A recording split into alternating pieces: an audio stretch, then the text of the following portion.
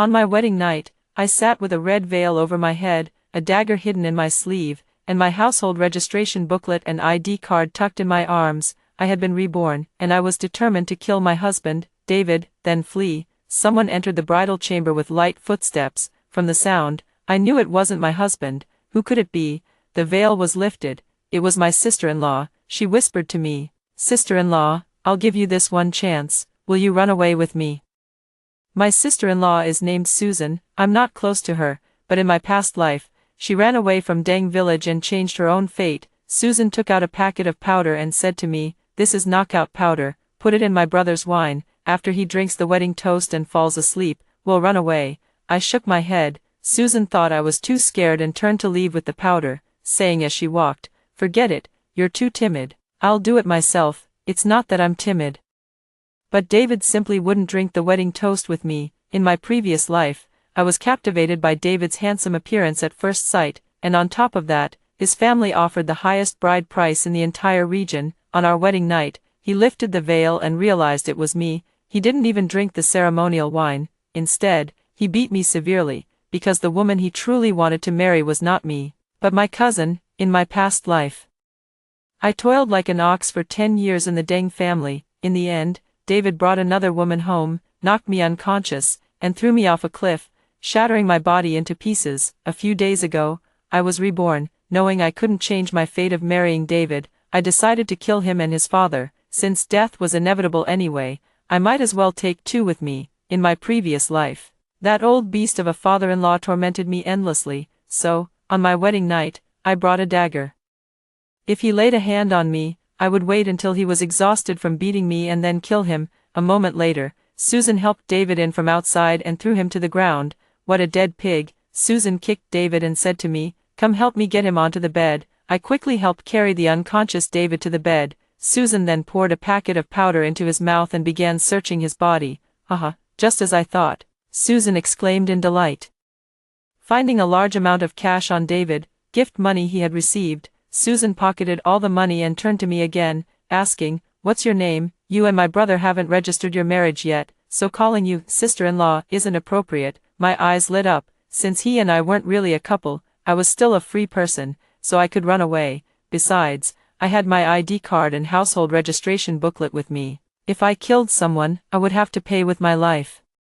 Since I could live, who would want to die? Excitedly, I said to Susan, I'm Heidi." "Oh," Susan responded, "from now on, I'll call you Heidi, and you can call me Susan. Did you bring your household registration booklet and ID card?" I nodded. According to local customs, the wedding ceremony must be held first before the marriage certificate can be obtained. In fact, many people don't even care whether they have a marriage certificate or not, so I easily retrieved my household registration booklet and ID card. Now, David was dealt with, but what about his father, Jim Duncan? Jim Duncan was a hunter, skilled in martial arts, highly vigilant, and could drink 1,000 cups without getting drunk. Susan said smugly, "Have you ever heard the saying, 'No one knows a father better than his daughter'?" I looked at Susan, unsure what kind of surprise she had in store for me. Susan patted her chest and said, "The knockout drug I gave my dad could knock out a cow for 2 days. If I weren't so beautiful and kind-hearted, I wouldn't have called you."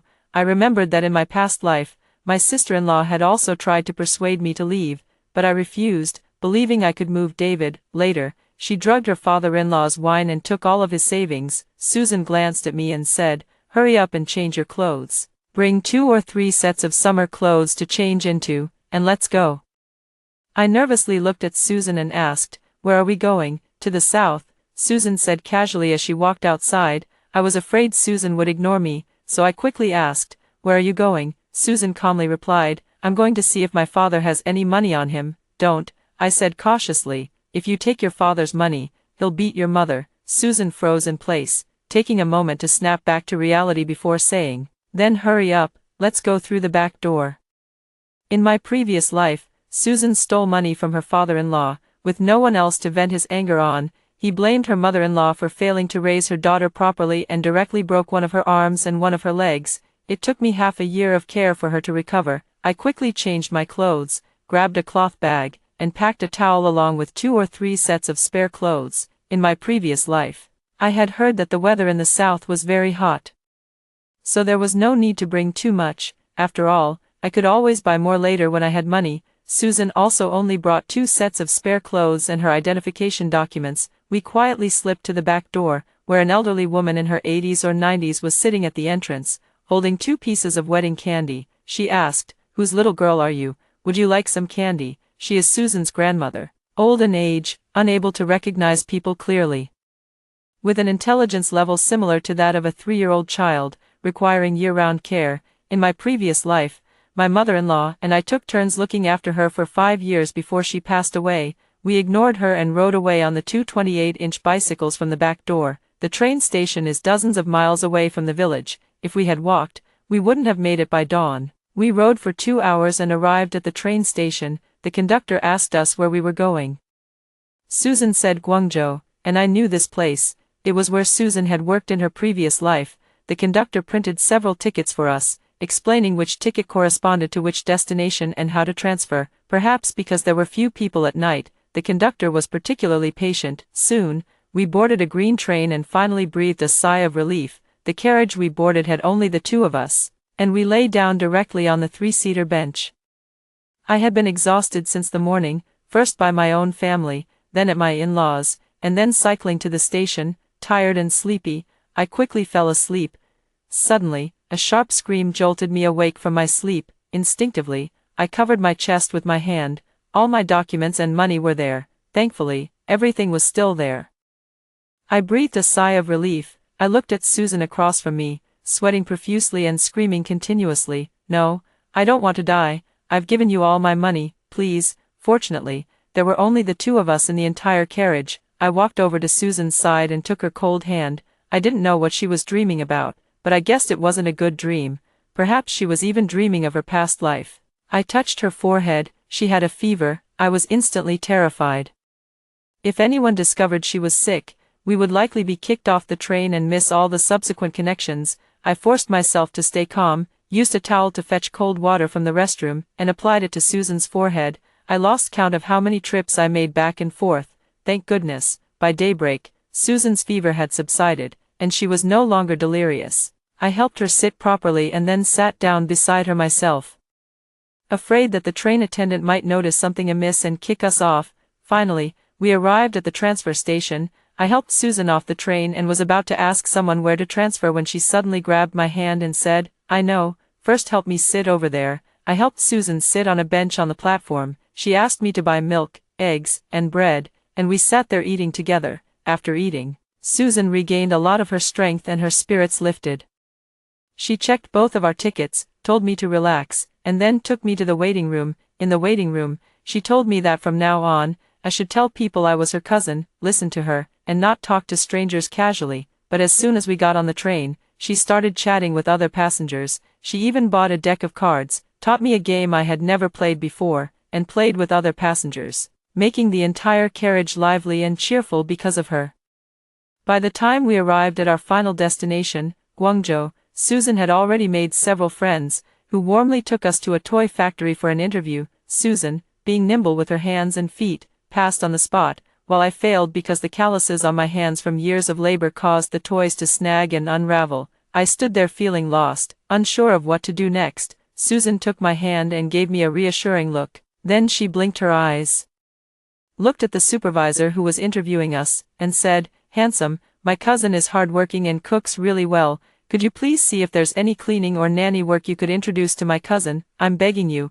After saying that, Susan secretly slipped a handful of money into the supervisor's pocket. The supervisor was very pleased with Susan's performance and said it seemed like the boss's home was looking for a maid, and he would take me to try it out later.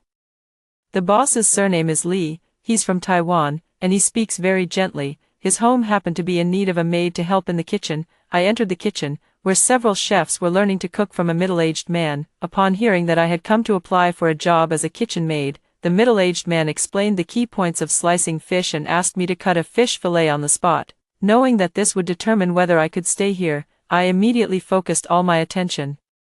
Following his instructions, I selected a fish from the tank, skillfully scaled it, removed the gills and internal organs, and cleaned the fishy line, finally slicing it into the fillet he wanted. The middle-aged man nodded, indicating that I could stay. he continued to explain the key points of cooking fish to the chefs, and I listened attentively beside them. By the time they finished explaining the method for making boiled fish slices, I had already grasped about 70 to 80% of it.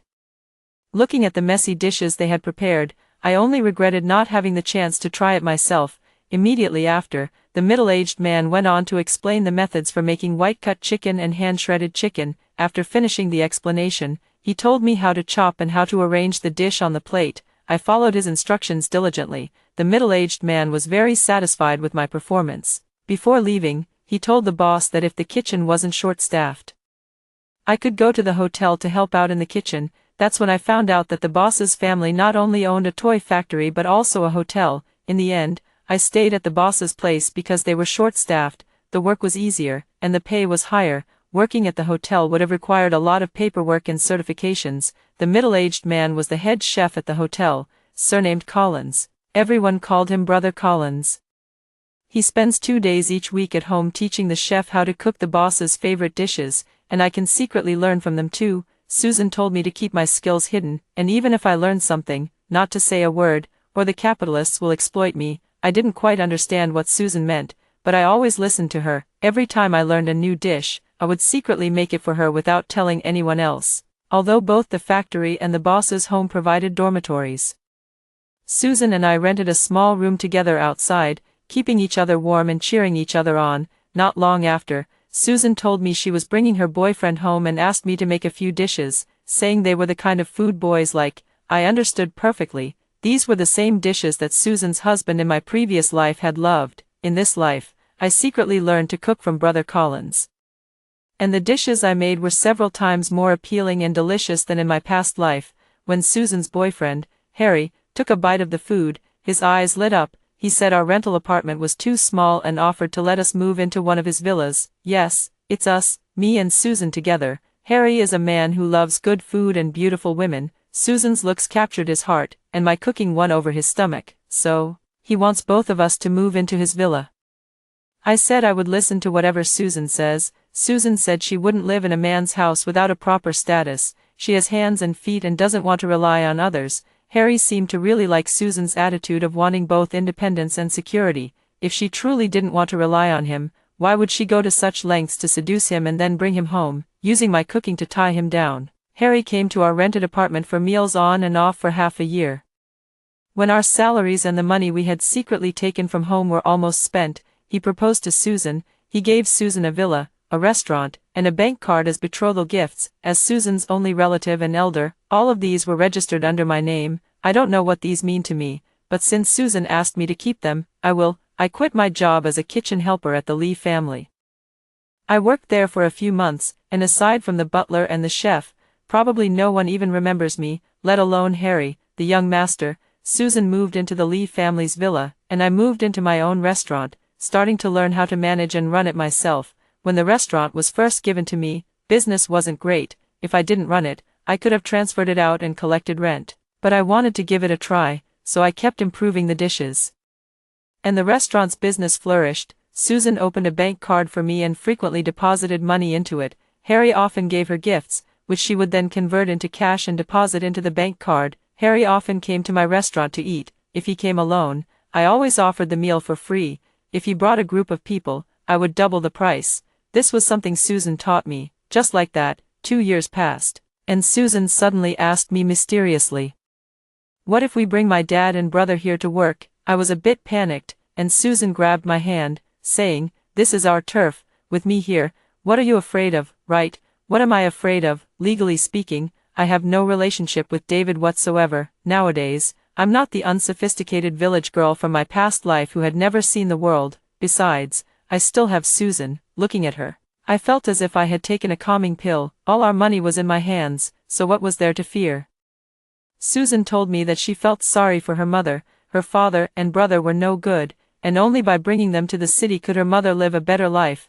As for her father and brother, no matter how domineering they were in the village, once they came to the city, wouldn't they be at our mercy? Not long after, Jim Duncan and his son David came from the countryside. Susan and I went to pick them up, bringing a girl along. That girl is called Sarah.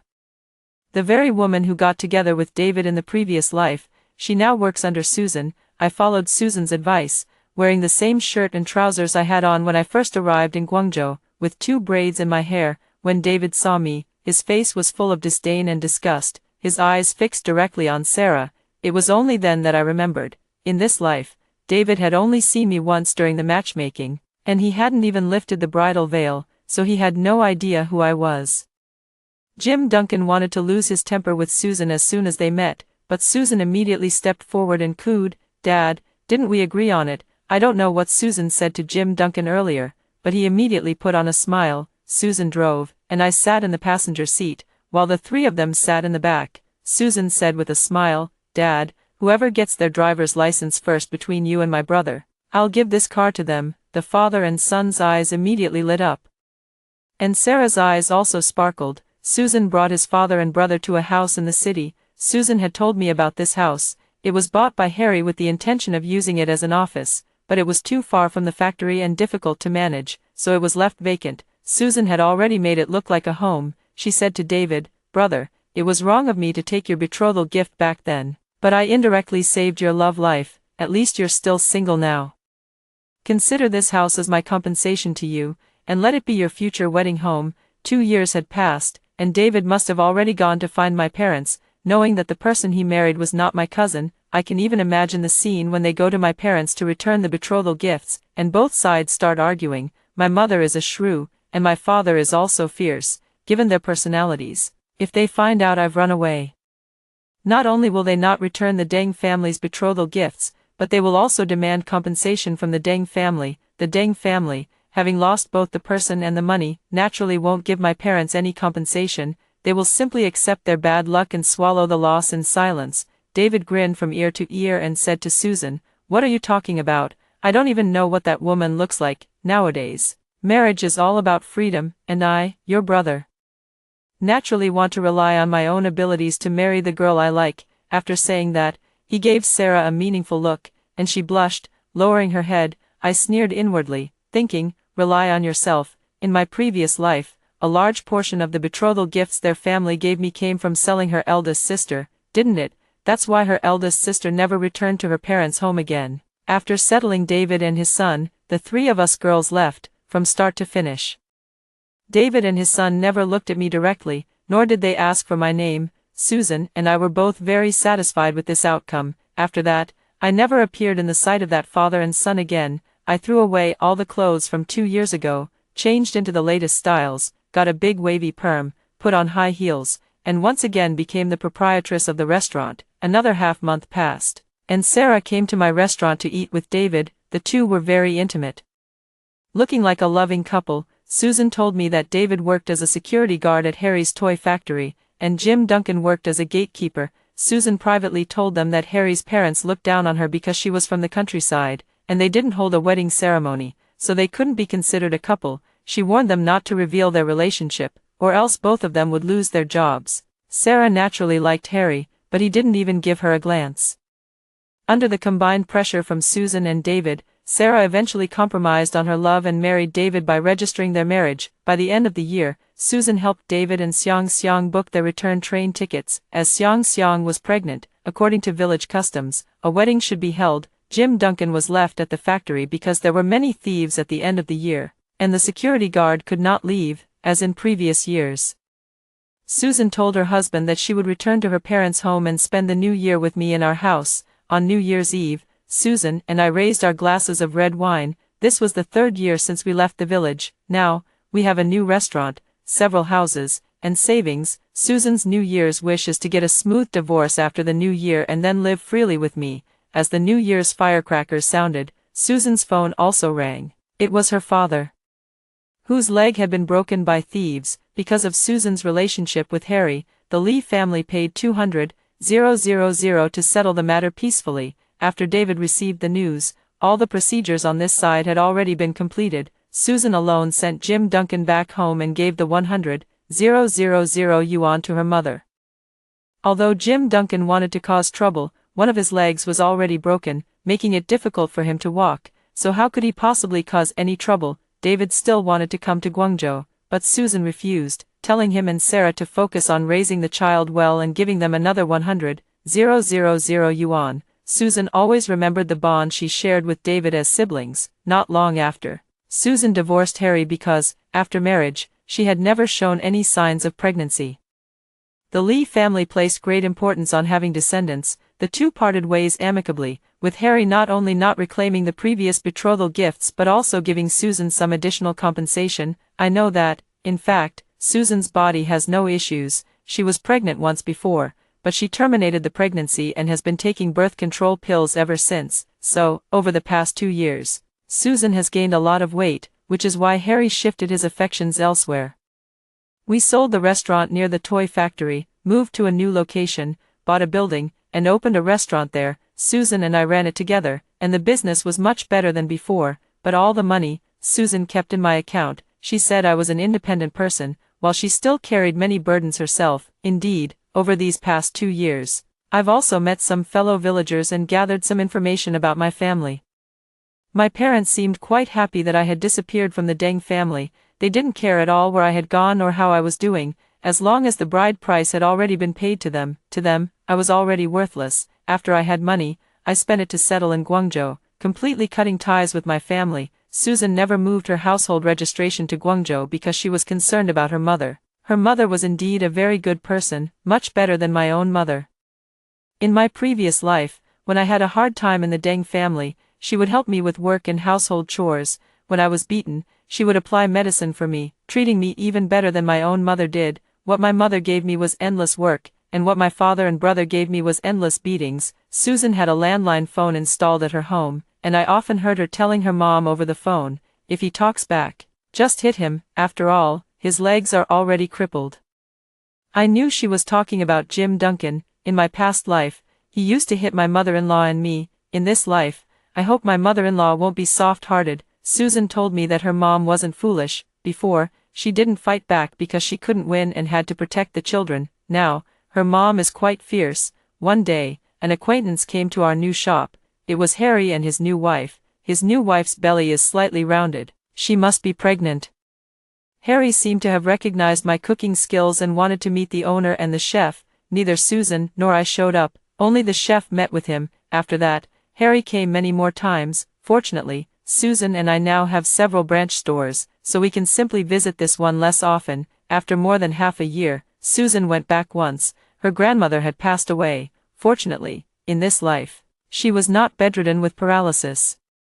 She walked out alone and died from a fall with no one watching. In her previous life, she also fell at this time, but she didn't die. She was paralyzed in bed, and my mother-in-law and I took turns caring for her for a year and a half before she passed away. In this life, it's better that she left this way. Susan came back and told me that Sarah gave birth to a daughter. She is just like in her previous life, except that her daughter arrived several years earlier than before. In the previous life, David was forced by Jim Duncan to consummate the marriage with me. That one night, I became pregnant and gave birth to a son. Later, because I was busy with the pregnancy and often got beaten, the child was born with some issues. He only lived a few years before passing away. To this day, I can hardly recall what that child gave me, except for making me serve one more master in the Deng family. At the end of the year, Susan went back home again for the new year. When she returned, she was very happy and told me that her father, that troublemaker, had finally died. It turned out that although his father had lost a leg, he remained stubbornly determined. Unable to go out hunting, he set his sights on the neighbor's dog. No one knew where he got the dynamite, but under the cover of night, he went to the neighbor's house to blow up the dog. However, before he could get close, the dog alerted all the dogs in the village, and they came to bite him. He tried to ignite the dynamite, but the dogs pounced on him, causing it to explode and sending him flying. The villagers all said it was his own fault, a just retribution for his actions. David also knew he was in the wrong and didn't dare to ask the villagers for compensation. He could only accept his bad luck and take Jim Duncan home, where he died on New Year's Eve, at midnight. While others were setting off New Year's firecrackers, his family was setting off funeral firecrackers. The villagers found it inauspicious, and coupled with Jim Duncan's poor reputation in the village during his lifetime, no one was willing to go to his house to help. By the 5th day of the Lunar New Year, the village chief couldn't stand it anymore. At the request of Susan and her mother, he forcibly called a few strong men to help at their house, digging a pit and burying Jim Duncan. Susan was very happy. She said that in both her lifetimes, the person she hated the most was her father, followed by her husband. Now, her father was finally dead, and her husband was finally divorced. Not long after, a chef came to the shop for an interview, and it was none other than Brother Collins. I was quite surprised. How could he be out looking for a job? He said that the Lee family's factory and hotel had both gone bankrupt. Harry's father had embezzled the funds and fled back to Taiwan, while Harry himself was being held captive in the villa. Now, even after selling the land of the factory and hotel, it still wasn't enough to cover the debts. Harry had to ask his wife to return everything she had gotten from him, and even that was barely enough to settle the debts.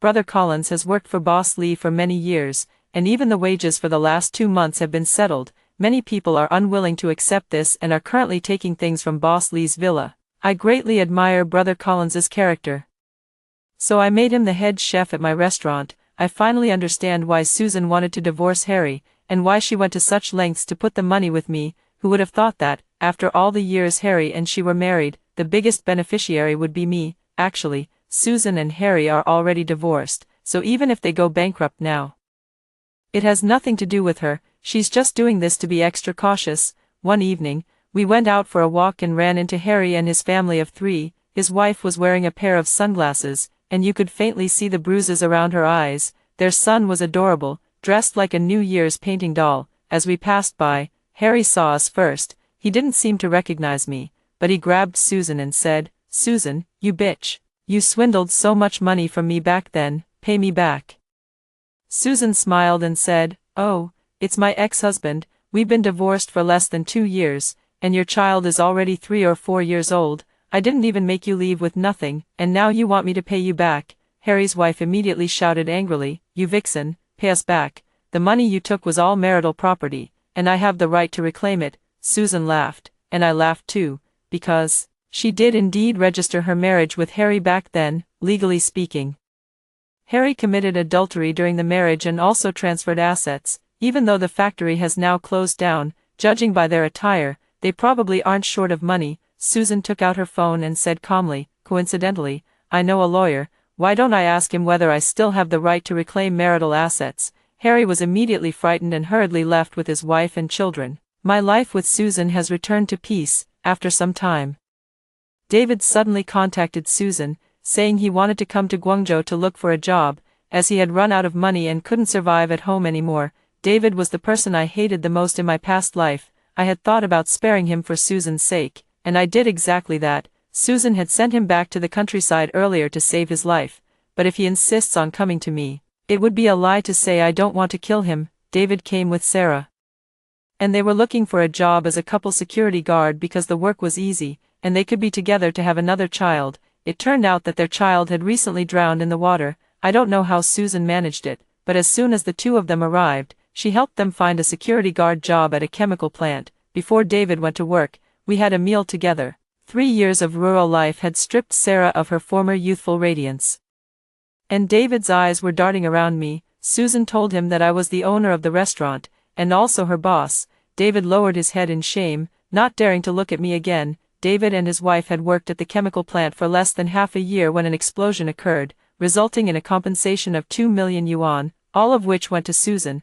Susan brought her mother from the countryside, and I recognized her as my godmother. From then on, the 3 of us lived together. One day, Susan told me she was going to die and begged me to take good care of my godmother for the rest of my life. I agreed. Then, Susan gave me all her money, disappeared, and never contacted me again. Later, I saw the news and found out that Susan had actually jumped off a building with Harry. I was sorting through Susan's belongings while crying, and finally, I came across a cancer test report and a letter from Susan addressed to me. "Dear Heidi, by the time you read this letter, I should already be gone. When I lifted your red veil and saw that your eyes weren't swollen and you were hiding a knife in your hand, I knew you had been reborn. My brother is a scoundrel. I know everything he did to you in our past life. When he pushed you off the cliff, I was watching from afar, but I did nothing, because, in my past life, I hated you. I hated that my brother spent so much money to marry you. Do you know where that money came from? Half of it came from selling my eldest sister, and the other half came from my father selling my virginity. After you died, I felt deeply guilty because I had hated the wrong person. it was my father and my brother who were truly despicable. You were the innocent one. I knew that in my previous life, the security guard had his leg broken because of intruders, so I arranged for my dad to go and then sent him back to the countryside. That way, he wouldn't be able to beat my mom all day long. I know you hate my brother.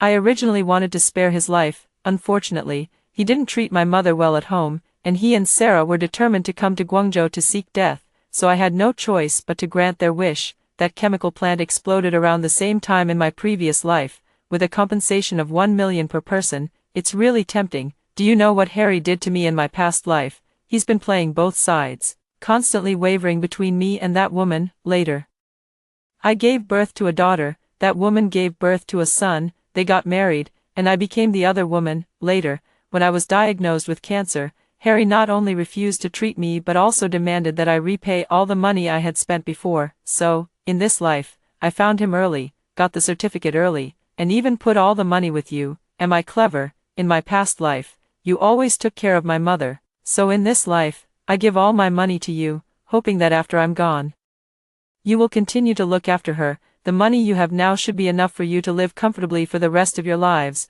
Remember to take my mom out more often and see the world on my behalf. By the way, scatter my ashes into the sea. In my next life, I want to be a free and unrestrained fish. My eyes have long been blurred. In my past life, I never blamed her, even though she was very cold. As long as she didn't hit me, I was already grateful. As for my godmother, even if Susan didn't say anything, would still take good care of her, because, on the day the betrothal gifts were delivered, she privately asked me to bring my household registration and ID card, and not to tell anyone. That night when she left Duncan family village, she had also unlocked the bicycle in advance, fooling all the guests. I don't know if she was reborn, but I know that in this life, it was her and Susan who gave me a new beginning. After hearing the first story above, what are your thoughts? Feel free to share your opinions in the comments section. Next, there is another similar story. Let's continue to see. The night before the postgraduate entrance exam, I saw my brother confessing his feelings to the fake heiress. This time, I didn't disturb anyone. Instead, I reached out and closed the door for them. Lucy, just this once, I'll be your dog from now on. A low, coaxing voice sounded from inside the door. I looked around in a daze. It took me a while to realize that I had been reborn, back to the night before the exam. But I'm your sister, I can't. The fake heiress, Lucy, lightly bit her lip. Her voice was lingering, seductive, and filled with innocent grievance. Brother Tom took a deep breath. His words were filled with a desperate restraint. Lucy, the moment I found out you weren't my biological sister, I felt disappointment, sadness, and heartache. But more than that, I was excited. Do you know what I was excited about? What were you excited about? I'm thrilled that there's no blood bond between us, free from the constraints of morality and ethics. I can finally confess my love for you. Lucy, I love you. Ever since the day you had your first period, I've been constantly fantasizing about the day I could have you. Under the dim light, Lucy's face flushed as if it were about to drip with blood. Tom's eyes flickered with an overflowing desire. Brother, I've actually admired you for a long time too. I'm also very glad that I'm not our parents' biological daughter. Lucy, what's the difference before and after the exam? The brave ones get to see the world first. Many classmates in our class have already had intimate contact. Are you worried that I won't take responsibility for you? Or that you don't like me that much? No, brother, I like you. Then don't refuse me. I want to become one with your body. Just as their lips were about to meet, standing outside the door, I didn't alert my parents like I did in my previous life. Instead, I quietly helped them close the door. Returning to my room, I lay down on the bed, listening to the rhythm next door. My mind is filled with the tragic scenes from my previous life, in my past life. After I saw my brother and sister confessing their feelings to each other, I rushed into the room immediately. I sternly advised my brother to calm down. I earnestly told my sister to focus on her postgraduate entrance exams. However, my good intentions were not understood by my brother and sister. Instead, they turned around and accused me of slandering them. After the postgraduate entrance exam, their affair was eventually exposed. Not only did the parents not blame them, they even locked me in the house. They kept saying they were afraid I would publicize the relationship between my brother and sister, but in reality, they only wanted Lucy to take my place at Yale University. Moreover, the score I achieved was undeniably the top result in the postgraduate entrance exam. To ensure that the top scorer would apply to them, Yale University, were willing to offer an additional admission spot. Thus, a world where only I get hurt is achieved. Brother and sister hand in hand to Yale University. After they graduate, parents reveal the fact that the two are not blood-related. They held a grand wedding for them, and I, long ago, starved to death in a forgotten basement. Lucy, why are you coming out of your brother's room in your pajamas so early in the morning? Mom, holding breakfast, gently asked Lucy. A hint of panic flashed across Lucy's face, but it was quickly soothed by Tom behind her. I was afraid I'd oversleep. So I specifically told Lucy to wake me up when she woke up, Mother said dotingly. How old are you? Still needing your little sister to wake you up? Then, Mom whispered a reminder in Lucy's ear. You and your brother are both grown up now, so you need to be careful. I'll buy you a few more sets of pure cotton pajamas later. These silk ones are still too thin. You can see right through them. Lucy's face immediately flushed red. Mom gently ruffled her hair. All right, go change your clothes. It's time for breakfast. Mom turned and left. Tom then moved closer to Lucy. He blew a gentle breath by her ear. Lucy was startled with a tremble. It was at a moment when her parents weren't paying attention. Tom tapped her on the nose, and whispered enticingly, "Cotton isn't pretty, I like lace trim." Lucy bit her lip in shame and anger. "Brother, you're so mean." Tom curled his lips into a smile, and as he turned to head to the dining table, his eyes met mine. I calmly averted my gaze.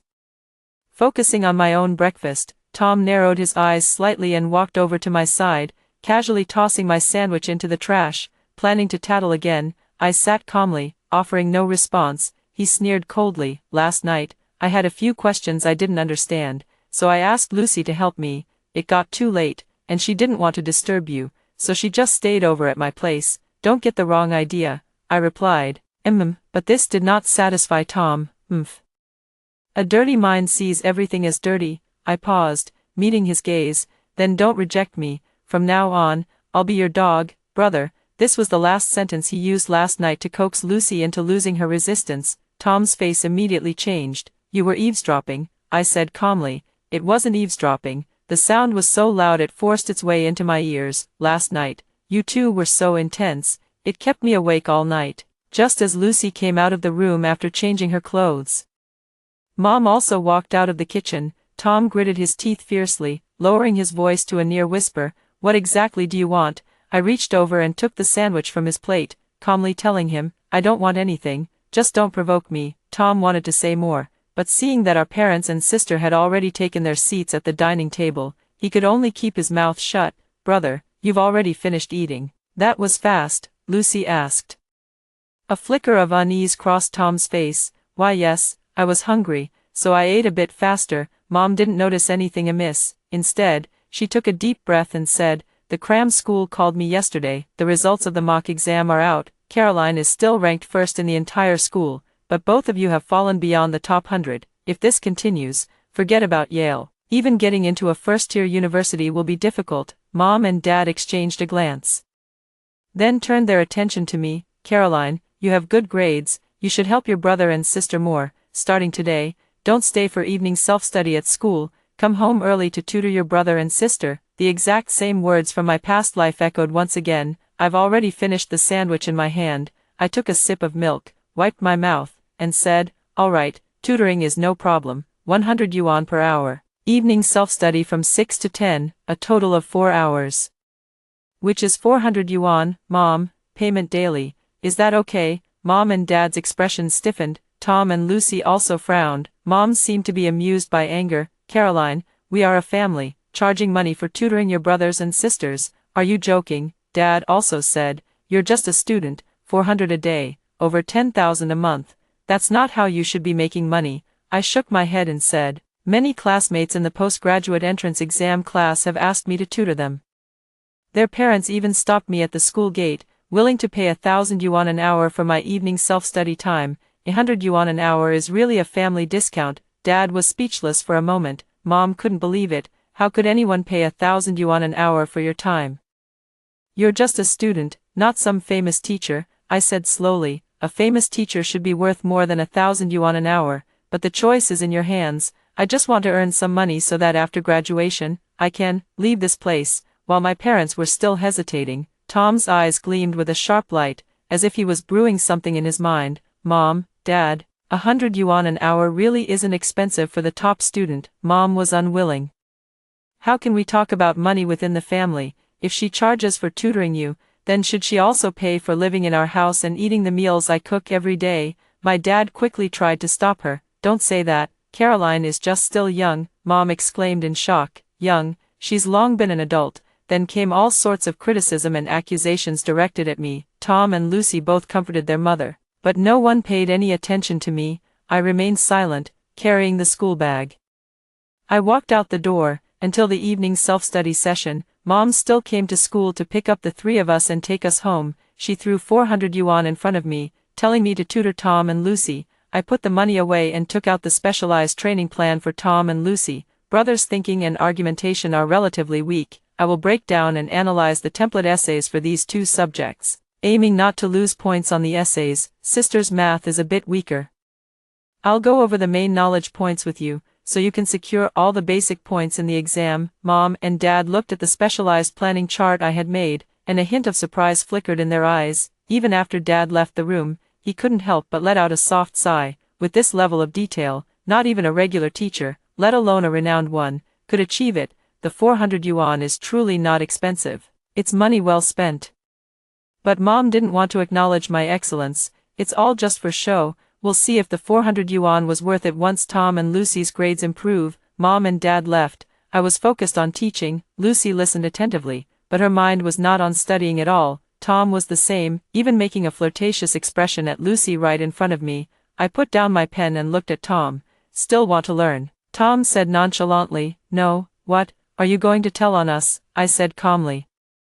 Give me 400 yuan, and from 6 to 10 you can do whatever you want. I won't tell on you, and I won't interfere with you. Lucy immediately tried to comfort me. Sister, my brother didn't mean it that way. We'll listen to you properly. Brother, be good. Tom, with an air of arrogance, directly took out his phone and transferred 400 yuan to me. You said it. You won't interfere with us. I glanced at the balance. All right, you're free now. Tom curled his lips into a smile, reached out, and pulled Lucy into his embrace. Lucy blushed with shyness. Brother, don't. Sister is still here. Tom raised an eyebrow at me. Don't worry, your dear sister will bless us. With that, he took Lucy to the balcony. The balcony was long, connecting two rooms. The first day I was found, to demonstrate their fairness towards both the real and fake heiresses, my parents deliberately arranged for me and Lucy to share a room. Next to the room I shared with Lucy was Tom's room. The two of them quickly tumbled onto the bed through the balcony. Brother, is this really okay? What's wrong with it? I'm scared. Scared of what? Scared that Mom and Dad will find out. Don't worry, if they find out, we'll just get married. Better not. We should focus on our studies now. A series of sticky, lingering kissing sounds followed. Lucy was powerless to resist once again. Weren't we having a great time last night? I told you. From now on, I'll be your dog. And I'll make sure to please you. I reached out and closed the balcony doors and windows. Putting on my headphones, I contacted the high school senior girl who was willing to tutor for 1,000 yuan an hour. Caroline, I'm really glad you can help me with tutoring, but I'm worried that helping me might affect your graduate school entrance exam results. The young girl was innocent and kind. I told her that while helping her with tutoring, I was also learning myself, so it wasn't a problem. However, she felt that the topics I helped her with were all basic, and as a top student like me, I should focus on tackling difficult problems now. Yes, even a client in a mere employer-employee relationship could consider this for me, but my parents only thought I was obsessed with money. I said calmly, don't worry, I've already secured a guaranteed admission. The little girl's eyes sparkled with admiration. Really? Sister Caroline, you're amazing. Does that mean you don't even have to take the exams? I smiled and nodded. After that, I immersed myself in the tutoring session, the interaction force between two stationary point charges in a vacuum. Lucy, what do you think is the most romantic thing? The domain of a function is the set of independent variables for which the function is defined. Brother, perhaps it's holding your hand and growing old together. The sound of tutoring and the whispers of affection from next door overlapped. Together, they composed a symphony of a youth without regrets. Yet, these two were not content with just being intimate in the bedroom. They also had to stage one passionate scene after another in the school cafeteria and the grove. Graduate school applicants are still naive. When they see them holding hands and hugging, everyone just thinks they have a good sibling relationship, but when they see them kissing, reluctant to part, even the most naive person can sense something is off. Is your brother and sister dating? I just saw them doing something at the back of the mountain. No way. Even though they're not blood related, they've been calling each other brother and sister for many years. This is incest, isn't it? TSK. Do your parents know about this, or are they secretly dating? In the dreary final year of high school, a piece of gossip that perks everyone up is a rare occurrence. Classmates gathered around me, eager to dig out the whole story. I shrugged to show I didn't know, focusing my energy on preparing for the evening tutoring session, until the physical examination 1 week before the postgraduate entrance exam. Lucy was revealed to be 3 weeks pregnant. As soon as this news broke, the entire school was in an uproar. When I appeared at the office door with a stack of study materials, I saw my brother arguing with all his might. What's wrong with me dating Lucy? We're not even related by blood, we're adults, we can take responsibility for ourselves. Lucy and I will get married, and we can raise the child ourselves. Who says youth must be about taking the postgraduate entrance exam? The youth I want is Lucy, without regrets. No one can stop us from loving each other. Tom's eyes were bloodshot. He fiercely declared to everyone that he had never regretted his choice. Even the usually weak and dependent Lucy showed rare strength. I like my brother, and I want to be with him forever, even if I can't take the exam, even if I become the slut in your eyes. I have not a single regret about giving myself to my brother. Mom was in tears, her whole body trembling as she cried. Dad sighed repeatedly, his eyes filled with helplessness, including the teacher. They said a lot of the same old things. How important the postgraduate entrance exam is, how life is just beginning. They should wait until they are a bit more mature before welcoming a new life. But no matter what they said, Tom and Lucy held each other tightly. Finally, thanks to our parents' powerful network of connections, Tom and Lucy were able to retain their student status and could continue to participate in the upcoming exams in a few days, of course, at such a critical moment. I was also kept at home and not allowed to go to school. There are only 3 days left until the exams, including the exam days themselves. You must help your brother and sister with their studies. I nodded in agreement, still proposing a fee of 100 yuan per hour. My parents didn't hesitate and paid me 7,000 in one go. Of course, Tom didn't hesitate either. He emptied his piggy bank. He also paid me 7,000. As I took the money, I couldn't help but frown.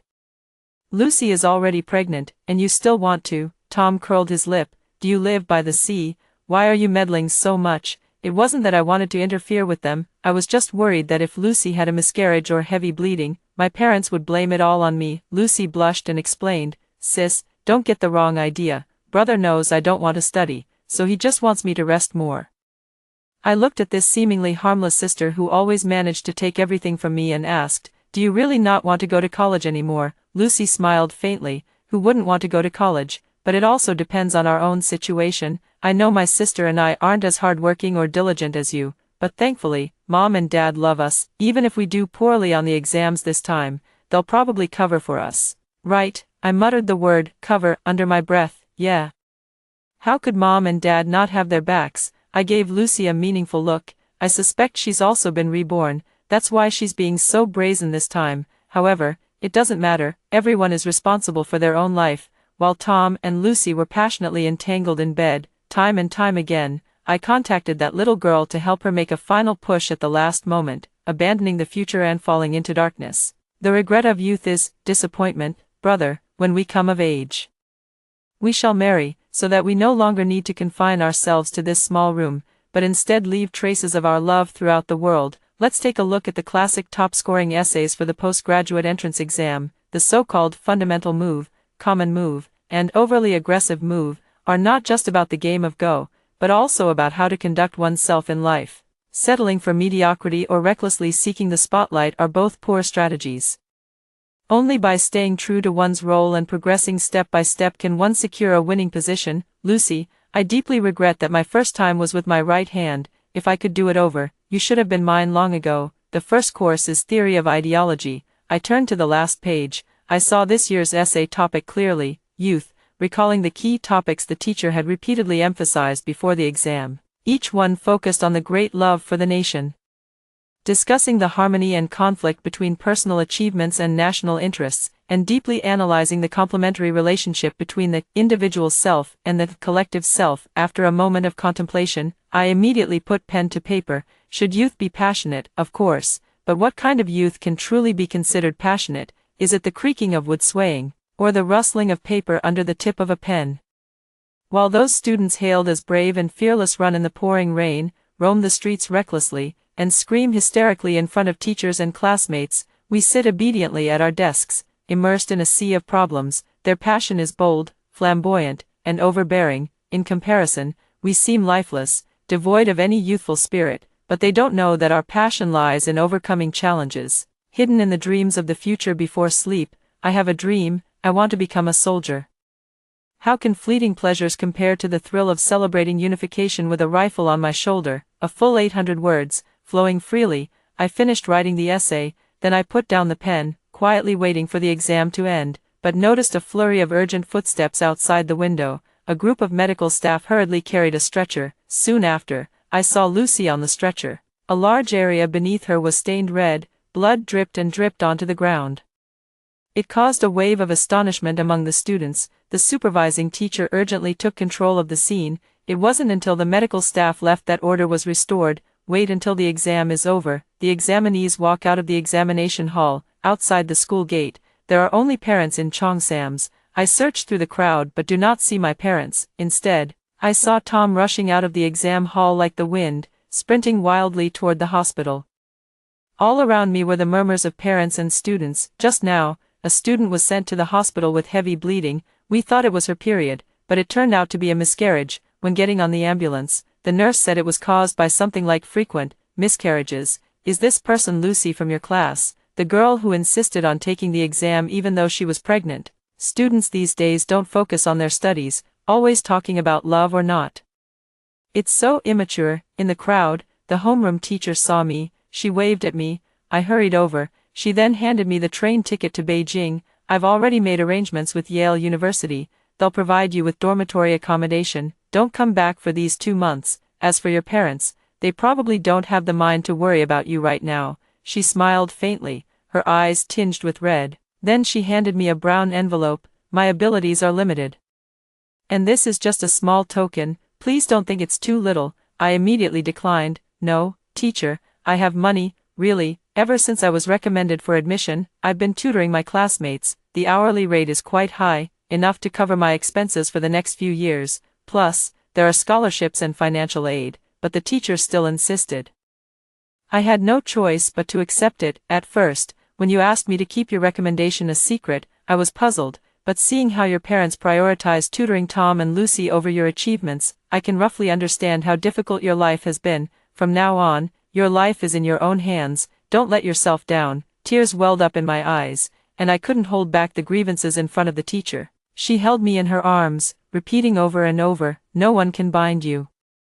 No one can." I set off on the road to Beijing. I went to Yale University to register with the guaranteed admission spot. Yale University has a dormitory building specifically for students like me who have nowhere to go after graduation. The teacher who greeted me gave me a warm hug the moment she saw me. "Welcome, Yale's top student. No matter how difficult or challenging the past has been, from the moment you step through the school gates, Yale will shield you from all the noise and distractions."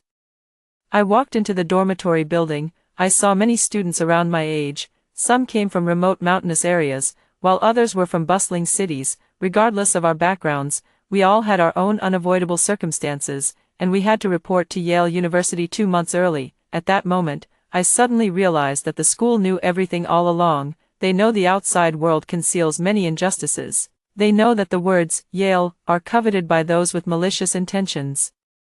Children, you have broken through, and you must continue to walk the path ahead with strength and courage. Yale are proud of you. The holiday lasts for 2 months. I live on campus, eat in the cafeteria, and rush between families worried about their children's exams. From morning till night, my schedule is packed with classes. Because of the title of being recommended for admission to Yale University, parents who want their children to get into a good school are always willing to trust us. Enduring the holiday, I welcomed the start of my first year of graduate school. I was already very familiar with the campus. While leading new classmates to the dormitory, I ran into an old classmate from my hometown. He looked at me in surprise and said, "Caroline, how did you get into Yale University? Didn't you only score a few dozen points on the exam?" I had no choice but to tell him about my early admission. He was stunned, then shocked, and finally burst into laughter. He then proceeded to tell me everything that had happened at home. During the exam period, your sister was rushed to the hospital due to a miscarriage. After your brother found out, he abandoned his own exam and stayed by her side the whole time. Both of your scores were predictably low, not even enough to get into a junior college. Your parents then thought of having your sister take your place to attend school. Who knows what your sister was thinking? She insisted that you got into Yale, even claiming you were the top scorer and that they were willing to give you an extra spot. She kept dreaming about going to Yale hand in hand with her brother. It wasn't until the scores were announced that your whole family was dumbfounded. No one even cared where you had gone. An old classmate chattered on beside me. I could pretty much confirm that Lucy, like me, had been reborn. Oh, not long after the exams, your brother and your sister held a wedding banquet. I had just gotten off the plane and arrived at school when my mom called me, saying your sister is pregnant again. By the time you go back for winter break, your sister will probably have given birth, and you can become an aunt. Wait, that doesn't seem right either. What should your brother and your sister's child call you?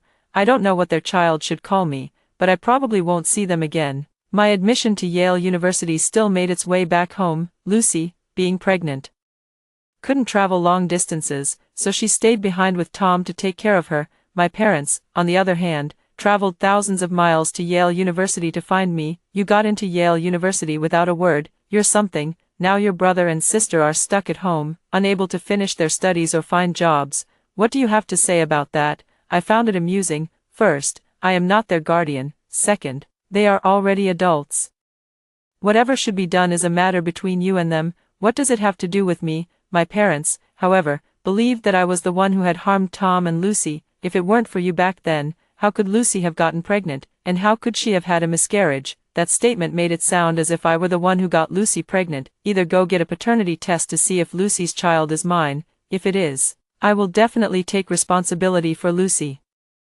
I said this on purpose. My parents were furious. Before they came, they must have been well aware that it was impossible to let Lucy or Tom take my place at Yale anymore. So, they came just to throw mud at me. Tom and Lucy were being pointed at, and they wanted me to be pointed at too. In the past, I was powerless and could only let them manipulate me, but now, I have the school backing me up. When my parents hung banners and blasted loudspeakers at the school gate, accusing me of being malicious and unfilial, the school immediately called the police, who took them to the station for a 2-week detention. At the same time, the school specifically issued a statement for me over the broadcast, strongly condemning the parents who wanted to ruin my life. After the whole story came to light, not a single teacher or student in the school thought I was in the wrong, even to the point of encouraging and comforting me, just as the teacher said.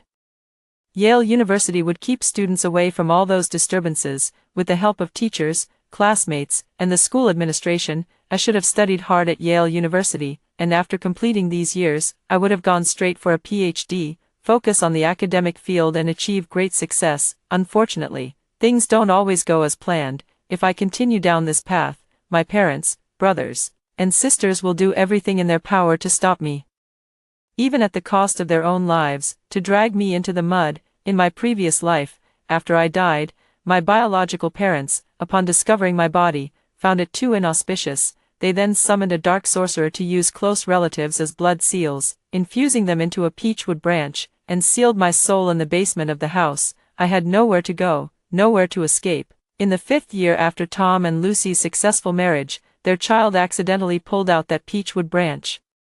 Only then was I discovered by the black and white impermanents and taken to the underworld. The judge originally intended to send me directly into the cycle of reincarnation. However, after discovering that the peachwood branch had loosened, my parents feared I would return seeking revenge. So they once again sought out a wicked sorcerer to cast a forbidden reincarnation curse upon me. The king of hell was in seclusion, and the judge's magical powers were limited. I could only stay in hell to work with him while waiting for the king of hell to come out of seclusion. The judge is busy, the black and white impermanents are busy, every civil servant in the underworld is extremely busy. When the evil path burdened me with the sins of my parents, brothers, and sisters from the mortal world, as a mere ghost, I was utterly powerless to resist. I was boiled in oil 108 times, and endured being flayed alive 99 times, only for my parents, brothers, and sisters to enjoy great wealth and prosperity in this world, until I was on the verge of my soul scattering. The king of hell finally emerged from seclusion. He investigated everything, and brought that evil cult to justice, but because my parents, brother and sister still had their allotted lifespans, I could not take any action against them. Thus, I was given a chance to be reborn. The judge, acknowledging his negligence, gave me a book of judgment. In this book, I saw the various possibilities of my life after rebirth. Among the countless paths in life, I have always been hurt in every possible way by my parents, brothers, and sisters. Even if I run away and escape, I can never sever ties with them in this lifetime. They are like a fate I cannot escape, unless I join the military. My parents were detained for half a month after their first disturbance at the school. It was during this half-month period that the school announced the news about voluntary military service. I signed up, underwent various physical examinations, and obtained my enlistment qualification. As for the political review, the school provided a guarantee for me. How could the military possibly refuse students from Yale University, in the second month at the new recruit training camp? My parents came looking for me. They wanted me to go back. Whether it's going back to take care of Lucy during her postpartum confinement or going to my parents' factory to tighten screws, either is fine, as long as I'm not out there on my own, free and unfettered. As long as I'm under their supervision and torment, they're happy and content. But this is the military. If I leave, I'll be considered a deserter. Anyone who encourages me to leave can be regarded as a spy. Elevating it to the level of national criminal law is sure to catch their attention. Deserters, it's not that serious. Our child joined the military without our consent. This is due to your inadequate investigation. Spies, you really know how to scare people. I don't believe it. I insist on taking my child home. Their persistent and stubborn tactics might work with city management and the police, but in the face of guns and cannons, it was utterly useless. A gunshot rang out in the air, and the instructor's stern face made my parents deeply understand that the person before them was truly capable of killing. They were afraid and had no choice but to leave, but they didn't forget to shout at the training camp gate, "Caroline, once your 2-year mandatory military service is over, you must come home, otherwise, don't blame us for disowning you as our daughter. Disown me then, so be it." I didn't intend to acknowledge them either. The 2-year mandatory military service period was up. I didn't choose the path of military academy. Instead, I chose to go to the island, an island accessible only by military helicopter. It's hot here year-round, but I don't feel the heat because of the sea breeze. Waves wash over me in waves, and I've become the bravest female soldier in the entire company. I help fishing boats find their way home. I rebuked the enemy ships for their intrusion, during the most difficult times. We went 3 days and 3 nights without sleep, carrying explosive charges on our bodies, ready at any moment to perish together with the enemy forces. It was precisely because of us, these fearless female soldiers, that the island we were stationed on became a point recognized by the world as belonging to China, and for decades, I have dedicated my youth and passion, day after day, to one point after another on the map of China. As I wrote in my essay, I want to become a glorious PLA soldier, guarding our country without yielding an inch. At 48, I have served in the military for 30 years and have had to retire honorably due to injuries and illness. A border defense journalist heard my story and came specifically to interview me. She asked if I wanted to go home. I don't know how to tell her that I don't feel attached to home. She then suggested maybe I could go home for a visit. At the same time, she bought me a plane ticket. She is very kind, but I really don't need it.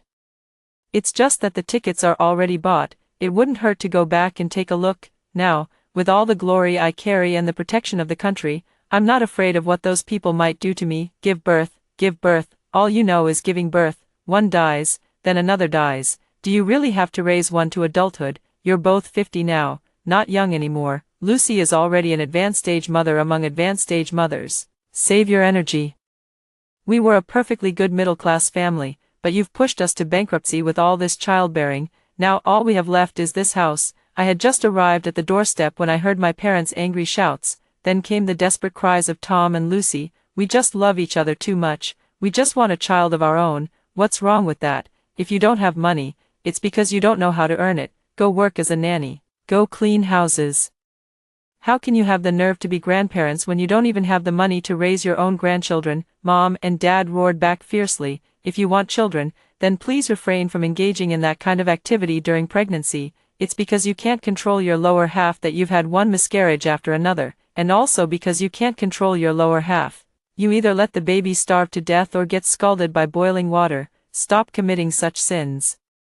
Aren't you afraid of ending up in the 18th level of hell after death, having killed so many babies? Lucy shouted. I've told you all to find that Taoist priest. After all these years, how come you still can't find him? As long as we bring that Taoist priest back, our family will have a chance to turn things around. Mom and Dad were on the verge of a breakdown. You're insane, absolutely insane. You keep saying you were reborn, but you don't remember the lottery numbers. You don't remember the World Cup champions. You don't remember the answers to the postgraduate entrance exams. So many opportunities to change your fate, to turn things around, and all you remember is finding that Taoist priest, letting him exploit your sister. But now there's no Taoist priest. And your sister has run away too. Stop dreaming, will you? A chaotic sound of smashing and banging came from inside the door. I looked at the vast villa, which had long lost its former splendor. Some are left with only age and decay. Several women dressed boldly came out of the villa, chatting, their words filled with disdain for my parents, brothers, and sisters. Really, what terrible luck, living in such a place, listening to a few lunatics argue and go crazy every day. A perfectly good villa, divided into 20 rooms, more chaotic than an urban village. Let's just move out as soon as possible. The soundproofing is terrible. That family's younger sister is even more active than us professionals, practically wanting her husband to come 10 times a day. Have you seen her husband? His vitality has long been drained. I doubt he'll make it through the year. I let out a soft sigh and turned away. Another commotion erupted from inside the room. As the ambulance arrived, Tom was lifted onto the stretcher, but before he could be taken into the ambulance, the doctor declared that Tom had passed away, beyond medical help. Lucy was heartbroken, heavily pregnant and on the verge of giving birth, but with blood flowing like a tap. It seems the situation is dire. After leaving my hometown, I embarked on a journey around the world. After traveling all over the world, I stayed at the highest altitude in Qinghai, Tibet. Admiring the most beautiful night view, I am covered in injuries and illnesses, and the doctor said it would be a miracle if I could live to 60. Now, I am 70 years old, returning to the underworld. The king of hell asked me how this life had been. I told him, it was fulfilling and enriching. The king of hell told me that my parents had already been sent to the 18th layer of hell, just like that evil sorcerer. And they would have to go through a boiling oil cauldron once every day and night. As for Tom and Lucy, because they had harmed too many infant lives, they were sent to the 1,000-layer hell below, enduring the torment of having their tendons pulled and skin flayed day and night. Now you can be reincarnated, wherever you want to go, or what kind of family you want to be born into. I will try my best to fulfill your wishes. I thought for a moment and told the king of hell where I wanted to go. I want to live in an era of world peace. After hearing the 2 stories above, what are your thoughts? Feel free to share your opinions in the comments section. Looking forward to hearing from you. If you liked this story, don't forget to like it, share it, and subscribe to my channel. See you next time.